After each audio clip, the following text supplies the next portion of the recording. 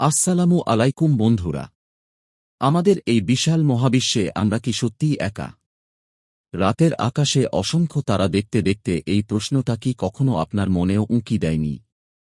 ছোটবেলা থেকে শোনা গল্প, সিনেমা আর বইয়ের পাতায় এলিয়েন বা ভিন্ন গ্রহের প্রাণীরা সবসময়ই আমাদের কৌতূহলের কেন্দ্রে। কিন্তু এই ছবি কি শুধুই কল্পনা, নাকি এর পেছনে লুকিয়ে আছে কোনো গভীর সত্য? আজকের ভিডিওতে আমরা এই রহস্যেরই কিনারা করার চেষ্টা করব। জানব বিজ্ঞান কি বলে, কি সম্ভাবনার কথা বিজ্ঞানীরা ভাবছেন, আর কেনই বা এই বিষয়টা এত গুরুত্বপূর্ণ।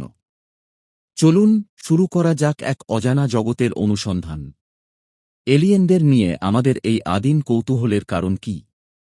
সম্ভবত মহাবিশ্বের বিশালতার তুলনায় নিজেদের ক্ষুদ্রতা অনুভব করা, অথবা হতে পারে অজানাকে জানার এক সহজাত প্রবৃত্তি। প্রাচীন সভ্যতা থেকে শুরু করে আজকের আধুনিক যুগ পর্যন্ত ভিনগ্রহের প্রাণীর ধারণা কোনো না কোনোভাবে আমাদের সংস্কৃতি আর চিন্তাভাবনাকে প্রভাবিত করেছে। অনেক প্রাচীন মিথোলজি আর লোককথায় এমন সব চরিত্রের উল্লেখ পাওয়া যায়, যাদেরকে দেখলে মনে হয় তারা যেন এই পৃথিবীর নয়। অনেকেই মনে করেন প্রাচীনকালের কিছু বিশাল স্থাপত্য, যা সেই সময়ের প্রযুক্তিতে তৈরি করা প্রায় অসম্ভব ছিল, সেগুলো হয়তো ভিনগ্রহের প্রাণীদের সাহায্যেই তৈরি। যদিও এর কোনো শক্ত প্রমাণ নেই, তবে এই ধারণাগুলো আমাদের ভাবায়। এলিয়েনের অস্তিত্বের পক্ষে সবচেয়ে বড় যুক্তি হল এই মহাবিশ্বের বিশালতা। আমাদের সূর্য মিল্কিওয়ে গ্যালাক্সির বিলিয়ন বিলিয়ন নক্ষত্রের মধ্যে একটি মাত্র। আর এই মহাবিশ্বে মিল্কিওয়ের মতো রয়েছে আরও বিলিয়ন বিলিয়ন গ্যালাক্সি। প্রতিটি নক্ষত্রকে ঘিরে থাকতে পারে একাধিক গ্রহ, যাদেরকে আমরা বলি এক্সোপ্ল্যানেট। বিজ্ঞানীরা টেলিস্কোপের সাহায্যে ইতোমধ্যে হাজার হাজার এক্সোপ্ল্যানেট আবিষ্কার করেছেন। এদের মধ্যে কিছু গ্রহ আবার হ্যাবিটেবল জোন বা বাসযোগ্য অঞ্চলে অবস্থিত, যেখানে তাপমাত্রা এমন থাকতে পারে যে জল তরল অবস্থায় থাকতে পারে, যা প্রাণের বিকাশের জন্য অত্যন্ত গুরুত্বপূর্ণ। শুধু তাই নয়, আমাদের পৃথিবীতেই এমন অনেক অণুজীব রয়েছে যারা অত্যন্ত প্রতিকূল পরিবেশে বেঁচে থাকতে পারে, যেমন প্রচণ্ড গরম জলের ঝর্ণায় বা গভীর সমুদ্রের অন্ধকারে। এদেরকে বলে এক্সট্রিমোফাইল। এরা যদি পৃথিবীতে এমন কঠিন পরিস্থিতিতে বাঁচতে পারে, তাহলে মহাবিশ্বের অন্য কোনো গ্রহে ভিন্ন পরিবেশে কি প্রাণের উদ্ভব হওয়া অসম্ভব? বিজ্ঞানীরা মনে করেন প্রাণ কেবল কার্বন ভিত্তিক নাও হতে পারে, সিলিকন বা অন্য কোনো মৌলের উপর ভিত্তি করেও প্রাণের রূপরেখা তৈরি হতে পারে, যা আমাদের কল্পনারও অতীত। এলিয়েন সভ্যতার সম্ভাব্যতা যাচাই করার জন্য জ্যোতির্বিজ্ঞানী ফ্র্যাঙ্ক ড্রেক 1961 সালে একটি সমীকরণ তৈরি করেন, যা ড্রেক সমীকরণ নামে পরিচিত। এই সমীকরণে আমাদের গ্যালাক্সিতে বুদ্ধিমান সভ্যতার সংখ্যা অনুমান করার জন্য বিভিন্ন ফ্যাক্টর, যেমন নতুন নক্ষত্র তৈরির হার, নক্ষত্রের চারপাশে গ্রহ থাকার সম্ভাবনা, সেই গ্রহগুলোর বাসযোগ্য হওয়ার সম্ভাবনা, সেখানে প্রাণের উদ্ভব হওয়ার সম্ভাবনা, সেই প্রাণের বুদ্ধিমান হয়ে ওঠার সম্ভাবনা এবং তাদের প্রযুক্তির মাধ্যমে সংকেত পাঠানো স্থায়িত্বকাল ইত্যাদি বিবেচনা করা হয়। এই সমীকরণের কিছু ফ্যাক্টরের মান আমরা এখনও জানি না, তাই এর ফলাফল নিয়ে বিতর্ক আছে।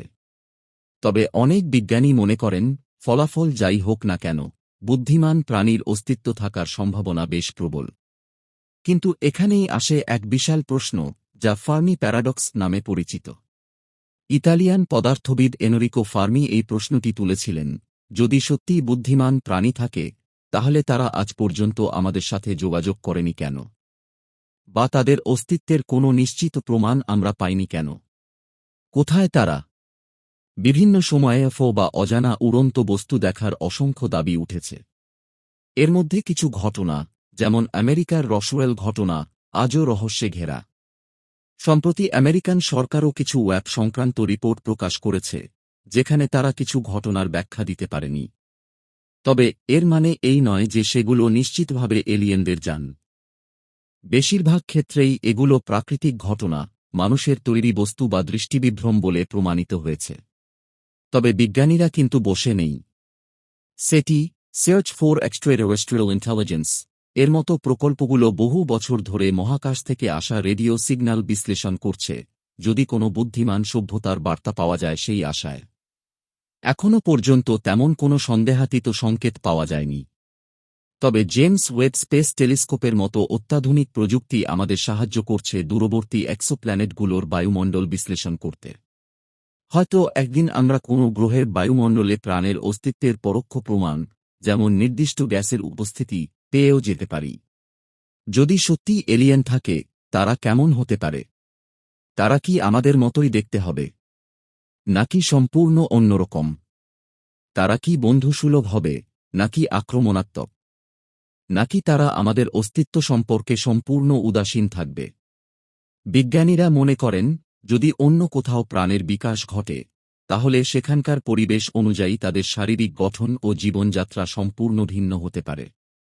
তারা হতে পারে সরল অণুজীব, অথবা আমাদের থেকেও লক্ষ লক্ষ বছরের উন্নত কোনো সভ্যতা। তাদের সাথে যোগাযোগ হলে মানবজাতির ইতিহাসে সেটা হবে এক যুগান্তকারী ঘটনা। আমাদের বিজ্ঞান, দর্শন, ধর্ম সবকিছুই হয়তো নতুন করে ভাবতে হবে। তাহলে এলিয়েন কি আসলেই আছে? এই প্রশ্নের উত্তরটা এখনও আমাদের অজানা। তবে মহাবিশ্বের বিশালতা আর প্রাণের সম্ভাবনার কথা ভাবলে আমরা একা নই, এই বিশ্বাস আরও দৃঢ় হয়। বিজ্ঞান প্রতিনিয়ত নতুন নতুন দিগন্ত উন্মোচন করছে। কে জানে, হয়তো অদূর ভবিষ্যতেই আমরা এমন কোনো আবিষ্কারের সাক্ষী হব, যা আমাদের এতদিনের সব ধারণাকেই পাল্টে দেবে। এই বিষয়ে আপনার কি মতামত? আপনি কি মনে করেন এলিয়েন আছে? যদি থাকে, তারা কেমন হতে পারে? কমেন্ট করে আমাদের জানান। ভিডিওটা ভালো লাগলে অবশ্যই লাইক করুন, বন্ধুদের সাথে শেয়ার করুন আর এই ধরনের আরও অজানা রহস্যের সন্ধানে আমাদের চ্যানেলে সাবস্ক্রাইব করতে ভুলবেন না। খুব শীঘ্রই দেখা হবে নতুন কোনো ভিডিও নিয়ে। ততদিন ভালো থাকবেন আর রাতের আকাশের দিকে তাকিয়ে ভাবতে থাকবেন।